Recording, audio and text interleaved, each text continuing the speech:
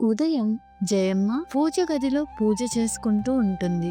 రణవి అప్పుడే నిద్రలేచి కిచెన్ లోకి వస్తుంది. జయమ్మ కోపంగా, ఏమ్మా రణవి, ఇప్పటికి లేచావా? పల్లెటూరు పద్ధతులు అస్సలు అలవాట్లేనట్టుంది. 6 దాటినా ఇంకా నిద్రపోతే ఇంట్లో లక్ష్మీదేవి ఎలా నిలుస్తుంది? రణవి నచ్చజెబుతూ, అలా కాదత్తమ్మా, నిన్న ఆఫీస్ వరకు ఆలస్యం కావడం వల్ల రాత్రి 1 గంట అయ్యింది పడుకునేసరికి. అందుకే కాస్త ఆలస్యం అయింది. ఆఫీసు ఉద్యోగాలు అంటే ఇంటి పనులు వదిలేస్తారా ఏంటి?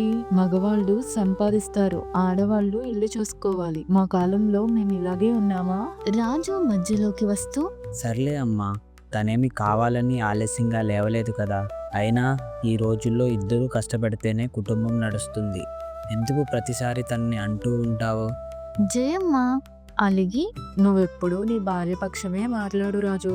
నా మాటలకి ఇంట్లో ఎలాగూ విలువలేదులే. కొన్ని రోజుల తరువాత ఒకరోజు రాత్రి రాజు ఆఫీస్ నుండి బైక్ పై వస్తుండగా పెద్ద యాక్సిడెంట్ అవుతుంది. హాస్పిటల్లో జయమ్మ ఏడుస్తూ కూర్చుని ఉంటుంది. రణవి డాక్టర్లతో మాట్లాడుతుంది. జయమ్మ బావురుమంటూ, అయ్యో దేవుడా, నా కొడుకు ఏమైంది? వాడికి ఏమైనా అయితే నేను బతకలేను. ఇప్పుడు హాస్పిటల్ ఖర్చులకి డబ్బు ఎక్కడి నుంచి వస్తుంది? రణవి జయమ్మను ఓదారుస్తూ, అత్తమ్మ ఏడవకండి, రాజుగారికి ఏమీ కాదు. డాక్టర్ గారు ఆపరేషన్ చేయాలన్నారు. 3 లక్షల దాకా ఖర్చు అవుతుందంట.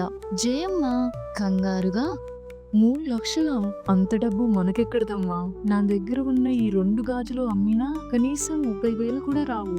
రణవి ధైర్యంగా, మీరస్సలు భయపడకండి అత్తయ్య, నేను నా ఆఫీస్ ల్యాప్టాప్ లోనే నా PF amount, medical insurance claim చేశాను. నా సేవింగ్స్ డబ్బులు కూడా ఉన్నాయి. రాజుగారి ప్రాణాలు కాపాడుకోవడం మన మొదటి బాధ్యత.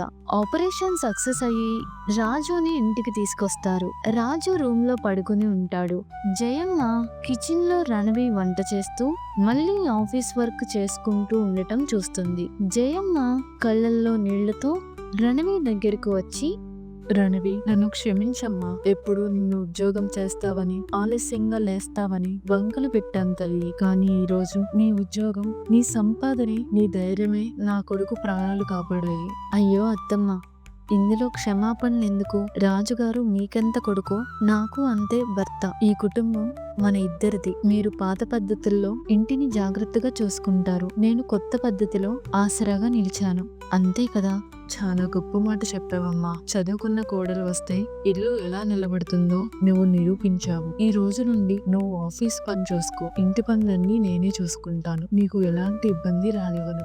కొన్ని వారాల తరువాత రాజు పూర్తిగా కోలుకుంటాడు. హాల్లో రామ్మూర్తి, జయమ్మ, రాజు, రణవి అందరూ కలిసి నవ్వుకుంటూ టీ తాగుతూ ఉంటారు. రాజు నవ్వుతూ, ఏంటమ్మా, ఈ మధ్య రణవిని అస్సలు తిట్టడం లేదు? తనే నీకు రోజు టీ పెట్టిస్తున్నట్టుంది కదా. ఊరుకోరా రాజు, నా కోడలు బంగారం. తన ఇల్లు, ఆఫీసు 2 చక్కబెడుతుంది. అత్తా కోడలం అంటే గొడవలు పడేవాళ్ళం కాదు, ఒకరికొకరు తోడుగా నిలిచేవాళ్ళం కూడా అని మా రణియే నాకు నేర్పింది. రామ్మూర్తి సంతోషంగా, అవును జయమ్మ, అత్త కోడళ్ళిద్దరూ ఇలా కలిసి ఉంటే ఆ ఇల్లే ఒక నందనవనం అవుతుంది. ఇలాంటి మరిన్ని వీడియోస్ కోసం సబ్స్క్రైబ్ చేసుకోండి.